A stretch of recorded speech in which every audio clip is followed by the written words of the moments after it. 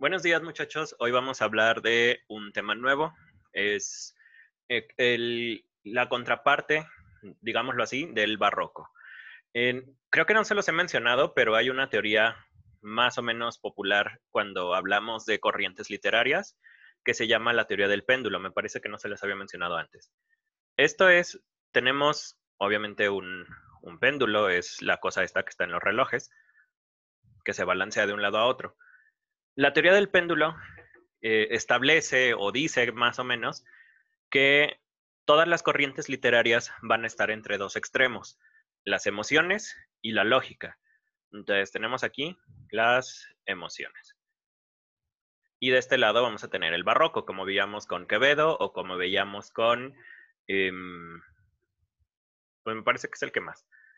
Tenemos las emociones de un lado, tenemos aquí el barroco, y a lo mejor lo mejor sería los excesos más que, que las emociones. Sería creo que más fructífero decirlo así, ¿no? Tenemos el barroco de este lado y de este tenemos la lógica y la mesura o la medida. Y de este lado está el neoclásico. Entonces, a lo largo de los años, cada que pasa cierto número de siglos, de meses, de años, las corrientes literarias van a tender a moverse a un lado o al otro. Aquí vamos a ir viendo cómo el péndulo va a formar o se va a ir a diferentes lados dependiendo de la corriente.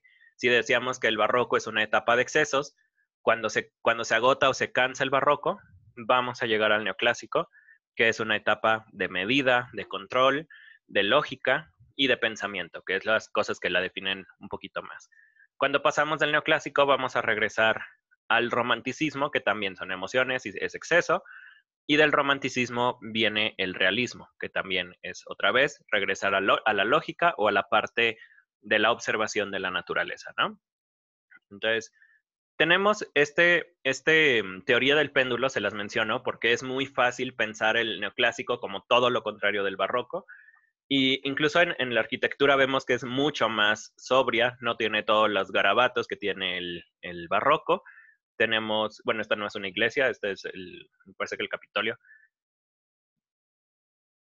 Entonces, aquí tenemos que las fachadas son mucho más limpias, mucho más lisas y van a estar, la idea del neoclásico es regresar a Roma y a Grecia, que son las dos grandes culturas que han influido muchísimo en la historia de Europa y también en la de México por consiguiente, ¿no? Después de la conquista, pues bueno. Entonces, el neoclásico es una corriente que tiene muchísimos adeptos. En este caso, no podemos solo limitarnos en España porque además empieza en Francia. Entonces, tenemos esta corriente que inicia aquí en Francia, también tenemos en Alemania, tenemos en Inglaterra, en España y muchos de los demás países pues están ahí también metidos en el neoclásico. Entonces, les puse algunos nombres aquí. Tenemos de los más importantes van a ser franceses, ahorita vamos a eso, pero tenemos también algunos en Inglaterra, tenemos al creador de Robinson Crusoe, que es el del cuate este que se va a la isla y se pierde, y que sobrevive a través de su ingenio. Entonces, vamos a hablar un poquito de cómo inicia el neoclásico. El neoclásico inicia, como les decía, como una contraposición al barroco, pero inicia justo cuando el barroco español está en su apogeo, es decir, entre 1650. Para entonces ya teníamos algunos de los primeros formadores del neoclásico. No podemos decir que empiece exactamente en 1650, porque, bueno, por ejemplo, la enciclopedia, que es una de las más grandes obras surgidas durante el neoclásico, pues es hasta 1700 o 1720. Entonces, 1650 ya había gente que se oponía al barroco, ya había algunas personas que estaban buscando que la literatura tuviera una función didáctica, es decir, que sirviera para educar al pueblo.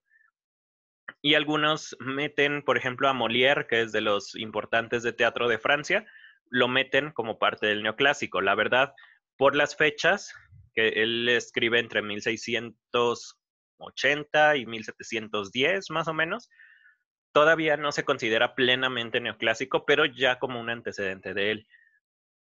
El neoclásico busca, sobre todo, la mesura, la medida, regresar a estas raíces grecolatinas, busca el orden, busca que la literatura o que todas las artes en las que se manifieste sean bellas a través del orden, pero que también ayuden a la gente a ser mejores. Es decir, la literatura en este momento se piensa como un fin social. Es decir, tiene un compromiso con la sociedad o tiene alguna deuda con la sociedad. Una de las cosas importantes de esta corriente es que es una de las que, es la primera, de hecho, que se opone directamente a la religión. Ya decíamos que el Renacimiento, por ejemplo, ya inicia con esta idea de, bueno, el hombre es casi igual a Dios, es un hijo de Dios, entonces tiene más o menos los mismos derechos que un heredero de Dios, pero el neoclásico dice, Dios solo nos estorba, es un estorbo lógico, no nos deja avanzar la ciencia. Es decir, este es el primer momento en el que la humanidad rechaza abiertamente la religión, sobre todo los más grandes escritores, como tenemos aquí a Diderot, que es el editor de la enciclopedia.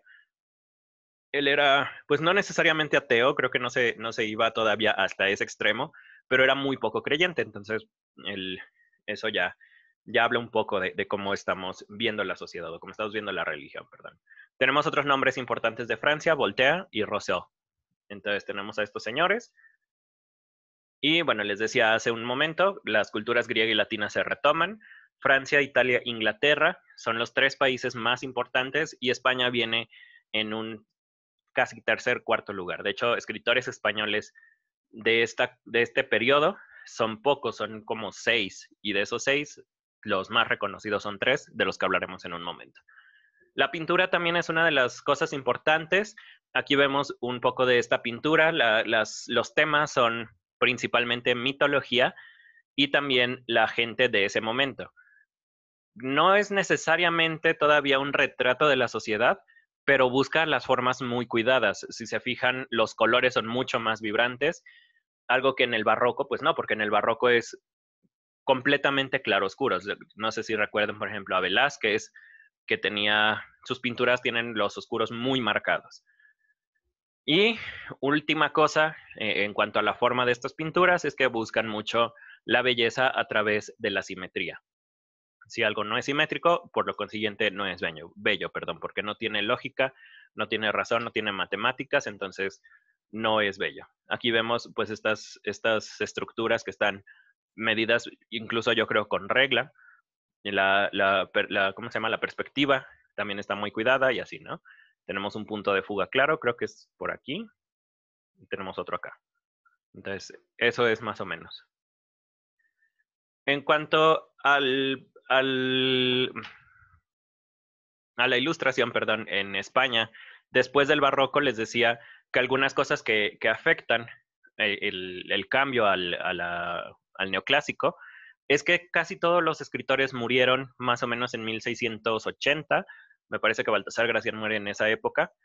Y de estos grandes escritores ya no quedan pues más que imitadores, gente que decía, bueno, Góngora escribe súper oscuro, súper complicado, entonces para mí eso es la mejor poesía.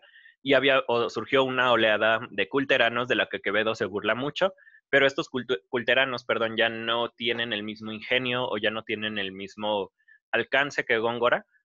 Entonces las fórmulas y las formas del barroco se empiezan a agotar, la gente se cansa, y les decía también en el barroco, pues es imposible que un país esté perpetuamente aislado. España empieza a abrir sus fronteras, empieza a permitir que el pensamiento razonado o ilustrado entre a España, y pues esto hace que algunos escritores españoles vean que el barroco pues ya se acabó, ¿no? Por último, también hay un debilitamiento general de la fe. Decíamos, por ejemplo, que Martín Lutero ayuda a que se fragmente la religión para 1450, 1454 estaba el Concilio de Trento, pero ya para 1600, 1700, pues la división católica ya era tan grande que el Vaticano ya no podía controlar igual la religión que como lo hacía en 1300. Ahora, vamos a hablar del neoclásico como corriente literaria. El neoclásico es una corriente a la que le interesa criticar a la sociedad, le interesa criticar a la gente, y esa es como su función principal. Es decir, tiene una función social y esta función social es principalmente mejorar el pueblo o la ciudad donde vives. Esto implica pues una gran crítica, porque si no criticas, la otra gente pues no se da cuenta de que está en un error. En los tipos favoritos del neoclásico son el ensayo, que nos permite expresar ideas muy complejas e intentar convencer a la gente, y la fábula, que son textos muy sencillos, pensados para niños y que tienen un fin didáctico, es decir, enseñarles algo, casi siempre algún valor de la sociedad. Esta es la moraleja, ¿no? Les decía, cosas importantes, tiene un fin social o un papel educativo, que aquí está. Una cosa importante del neoclásico es que empiezan a surgir los géneros periodísticos de manera muy simple, gente que empieza a anotar o a reportar, más bien en vez de género periodístico creo que sería mejor la crónica, es decir, gente que anota las cosas que le van pasando, y pues creo que eso es lo más importante de este momento. Esto más o menos realmente creo que es mejor decir que la pintura retrata momentos muy particulares, pero no es necesariamente la fotografía, ¿no? Y una cosa importante es que el teatro sigue siendo una cosa esencial para esta corriente. Decíamos en el barroco, el teatro ayuda a entretener a la gente y pues hay gente que es como muy desesperada en el teatro barroco, pero en el neoclásico el teatro ya va a tomar la función de educar a las personas, ya tienen moralejas, ya tienen enseñanzas las obras teatrales, algo que también en el barroco, pero en el barroco es más entretenimiento puro, y en el neoclásico tenemos obras como El médico a palos de Molière, les digo, lo cuentan dentro del neoclásico, pero por la fecha más o menos, y pues que retrata los problemas en los que te puedes meter si eres un mentiroso, por ejemplo, ¿no? Tenemos aquí a los tres autores más importantes de España en este momento. Tenemos a Leandro Fernández de Moratín, Feijó y José Cadalso.